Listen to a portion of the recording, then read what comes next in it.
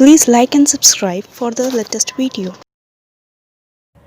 Hello my dear friends, a very warm morning to all of you, and today I am going to pick a topic from our English vocab section, that is idioms. And as all of you know that idioms are very important part of our English preparation in the SSC, bank, BPSC, UPSC examination. It plays a vital role, right? So we will learn 10 idioms daily ताकि examination आने के पहले हम लोग इसे prepare कर सकें. So without wasting our time let's start. So our first example of idioms is, and one thing I want to make you clear that we will learn idioms alphabetically, right? ताकि examination के पहले आप सभी को ये confident हो जाए कि अल्फ़ाबेटिकली हमने सारे idioms जो हमारे एग्जामिनेशन के लिए बहुत ही इंपॉर्टेंट है हमने वो सारे कंप्लीट कर लिए हैं.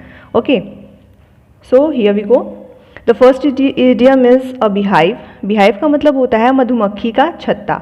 तो हम ये जानते हैं, अगर हमें अपने दिमाग में रखना है कि बिहाइव का मतलब मधुमक्खी का छत्ता होता है, तो मधुमक्खी का जो छत्ता बनाने में एक मधुमक्खी नहीं बना सकती है, right? A B can not make it. So उसे बनाने में बहुत सारे बीज एक साथ आकर मिलकर काम करते होंगे, तो वहाँ पे there must be a gathering. तो गैदरिंग होता होगा, राइट? तो बिहाइव का मतलब ही समझ गए कि हाँ भाई वहाँ पे गैदरिंग होती होगी. तो बिहाइव का मतलब होता है अ बिजी प्लेस, यानी कि एक व्यस्त जगह. तो हम बिहाइव का मतलब अगर जान लेते हैं कि हाँ मधुमक्खी का छत्ता बनाने में बहुत सारी मधुमक्खियाँ वहाँ आती होंगी, वहाँ पे गैदरिंग होता होगा, तो its meaning should be also related to gathering. तो यहाँ पे हम ये कह सकते हैं कि अ बिहाइव का मतलब अ बिजी प्लेस, राइट? एक व्यस्त जगह. Now let's take an example for this. My friend advised my younger brother not to go to the park as after lockdown opened that had become a beehive. यानी मेरे दोस्त ने मेरे छोटे भाई को ये एडवाइस किया कि तुम अभी पार्क में मत जाओ क्योंकि लॉकडाउन ओपन होने के बाद वह एक व्यस्त जगह हो गया है, राइट? सो अ beehive का मतलब a busy place. Now our second example is a bone to pick. Bone का मतलब हम यहाँ पे हड्डी से नहीं लेंगे. बोन का मतलब हम यहाँ पे एक विवाद से लेंगे, राइट? कि अब मतलब ये बहुत प्रॉब्लम्स हो गई हैं, अब तो बस इसे निपटाना है, राइट? कि हाँ अ बोन टू पिक, यानी अब ये विवाद है जो मुझे अब इसे निपटाना है, इसे सुलझाना है, राइट? तो an issue that needs discussion, right? कि ये प्रॉब्लम है, हमें इसे अब सुलझाना पड़ेगा. तो इसका एग्जाम्पल होगा Raman had a bone to pick with Karan but he forgot today because of चोर, राइट? कि रमन को करण के साथ जो भी प्रॉब्लम्स हैं, जो विवाद है, उसे निपटाना था, उसे सुलझाना था, लेकिन वो काम के सिलसिले में भूल गया. Our third idiom is a cake walk. So cake तो सभी को पसंद है, मुझे भी बहुत पसंद है. तो अ केक वॉक का मतलब जैसे कि जानते हैं कि केक बनाना आजकल बहुत ही ईजी हो गया है, राइट? आजकल तो सभी लोग बना ले रहे हैं, इसकी रेसिपीज़ भी ऑनलाइन बहुत सारे हैं. तो केक बनाना बहुत ही आसान कार्य हो गया है आजकल. तो अ केक वॉक का मतलब हम ले लेंगे कि एन ईजी वर्क, जो कि बहुत ही आसान कार्य है, राइट? तो अ केक वॉक का मतलब होता है एन ईजी वर्क, एक आसान कार्य. जैसे केक बनाना आसान है, इसी वैसे ही अ केक वॉक का मतलब ही an easy work. So it's example is nowadays transferring information has become a cakewalk because of cell phones, right? कि आजकल जो इन्फॉर्मेशन ट्रांसफ़र करना होगा तो वो बहुत ही एक आसान कार्य हो गया है. क्यों? सेलफोन की वजह से. तो यहाँ पे केक वॉक का मतलब हो जाएगा an easy work. Now our fourth example is a chill to the heart. A chill to the heart. Chill का मतलब यहाँ पे हम लोग डर से लेंगे, राइट? जैसे हमारे अंदर एक डर हो जाता है. तो a chill to the heart का मतलब होता है बहुत अधिक भय होना, किसी भी बात का बहुत ज़्यादा डर हो जाना, राइट? तो इसका एग्जाम्पल हम लोग लेते हैं a chill to the hot of examination is not good for students.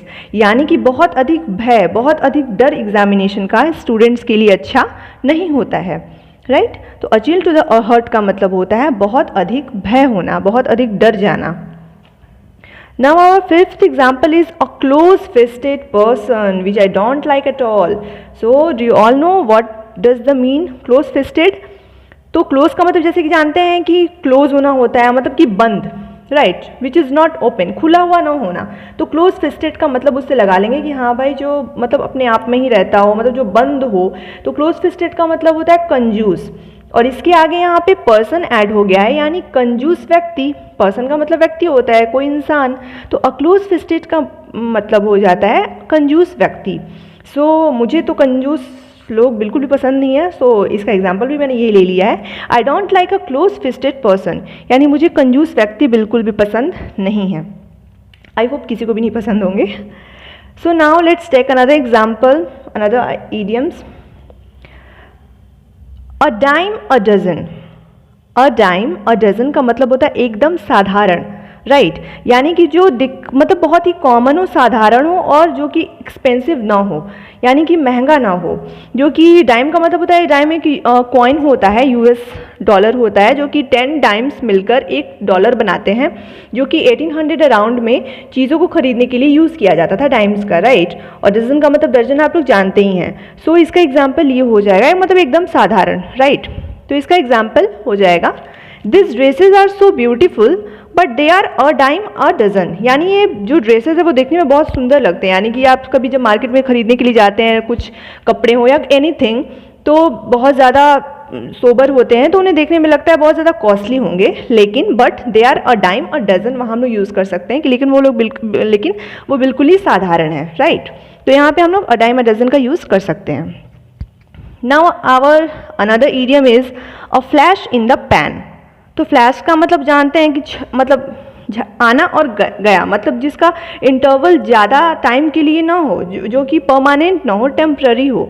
तो अ फ्लैश इन द पैन का मतलब हम लोग ये निकालेंगे जो कि टेम्प्ररी हो, परमानेंट नहीं हो, यानी टेम्प्ररी सक्सेस, राइट. तो यानी कि something whose success is not long, यानी कुछ वैसे सक्सेस, वैसा सफलता जो कि बहुत ही कुछ टाइम के लिए हो, राइट. तो हम इसका एग्जाम्पल ले लेते हैं कि your hard work and true determination will never let you face flash in the pan. यानी कि अगर आप हार्डवर्क करते हैं और अगर आप ट्रू डिटरमाइन हैं तो आप कभी भी क्षणिक सफलता नहीं फेस करेंगे. यानी कि अगर आप कड़ी मेहनत करते हैं, आप बहुत ही डिटरमाइन के साथ अपना वर्क करते हैं, बहुत ही डिटरमाइन के साथ पढ़ते हैं, तो बिल्कुल ही आपको इसमें सक्सेस मिलेगा. वो सक्सेस थोड़ी देर के लिए नहीं होगा. तो वहाँ पर आप अ flash in the pan idiom use कर सकते हैं. Now our second another idiom is a flying visit. तो फ्लाइंग का मतलब, फ्लाइंग से हम यहाँ ले लेंगे जल्दी, क्विक, राइट. जैसे चिड़िया देखते हैं, पकड़ने जाते हैं तुरंत उड़ जाती हैं, राइट. अ फ्लाइंग विजिट यानी क्विक, बहुत ही जल्दी. फ्लाइंग का मतलब ले लेंगे यहाँ पे जल्दी, क्विक. तो यानी क्विक विजिट, अ फ्लाइंग विजिट का मतलब अ क्विक विजिट, यानी कि बहुत ही थोड़ी समय के लिए कहीं घूमना है, मतलब हमारे पास ज़्यादा समय नहीं है, हम ज़्यादा समय के लिए नहीं घूम सकते हैं. तो इसका example we can take that we went for a flying visit to the Sarnath temple in our journey to the Varanasi. यानी कि जब हम बनारसी घूमने गए थे, जब बनारस घूमने के लिए गए थे, तो वहाँ पे कुछ समय के लिए सारनाथ टेम्पल में भी घूमने गए थे, right. But not for a long time, remember it. A flying visit का मतलब quick visit. Now our another example is a golden mean.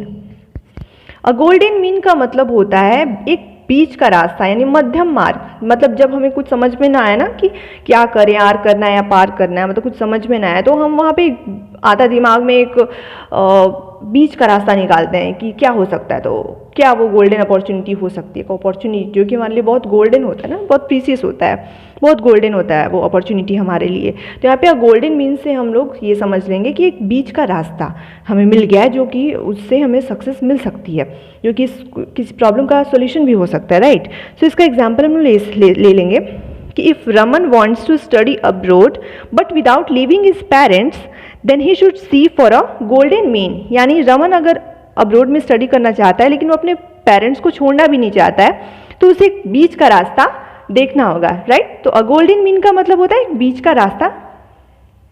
Now our another example for idiom is, and the last 10th example is a herculean task.